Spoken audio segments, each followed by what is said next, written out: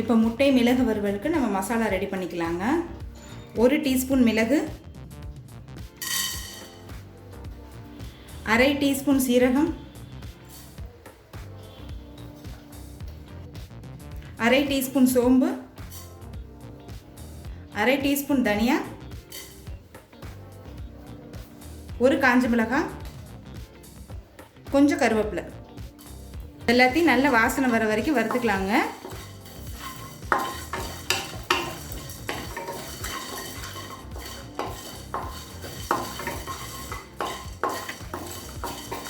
நான் 3 முட்டை எடுத்துருக்கேங்க, அதனால தான் இந்த அளவு போட்டிருக்கேன். நீங்கள் முட்டைக்கு ஏற்ற மாதிரி அளவு அதிகமாக்கிக்கோங்க.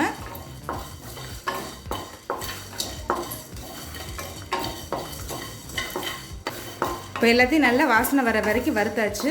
இப்போ இது எல்லாத்தையும் தண்ணி சேர்க்காமல் மிக்சியில் நைஸாக அரைச்சிக்கலாங்க. இப்போ அடுத்து முட்டை மிளகு வறுவல் எப்படி செய்கிறதுன்னு பார்க்கலாம். நான் தோசைக்கல்லே செய்ய போகிறேங்க. நீங்கள் விருப்பப்பட்டீங்கன்னா கடாயில் கூட பண்ணிக்கலாம். இப்போ தேவையான அளவு எண்ணெய், கொஞ்சம் வெங்காயம் சேர்த்துக்கலாம்.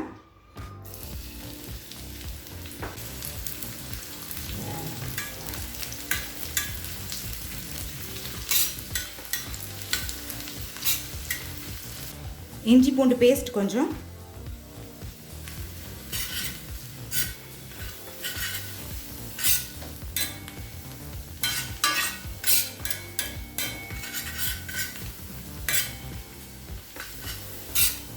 கொஞ்சம் மஞ்சத்தூள், தேவையான அளவு உப்பு.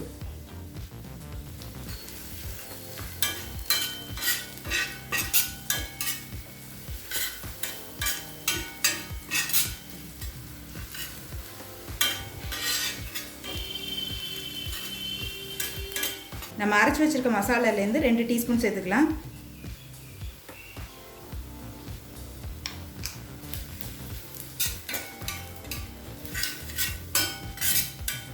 மீதி இருக்க பொடியை நீங்கள் நெக்ஸ்ட் டைம் கூட யூஸ் பண்ணிக்கலாங்க.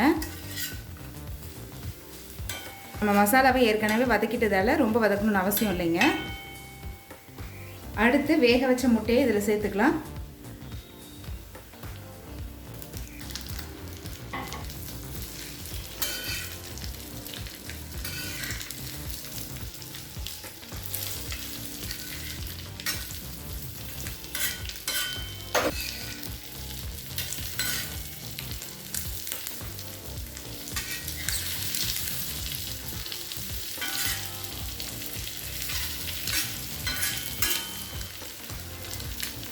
முட்டையை இந்த சைடு ஒரு 2 நிமிஷம், அந்த சைடு ஒரு 2 நிமிஷம் வச்சுருந்திங்கன்னா போதுங்க. கொஞ்சமாக கொத்தமல்லி சேர்த்துக்கலாம்.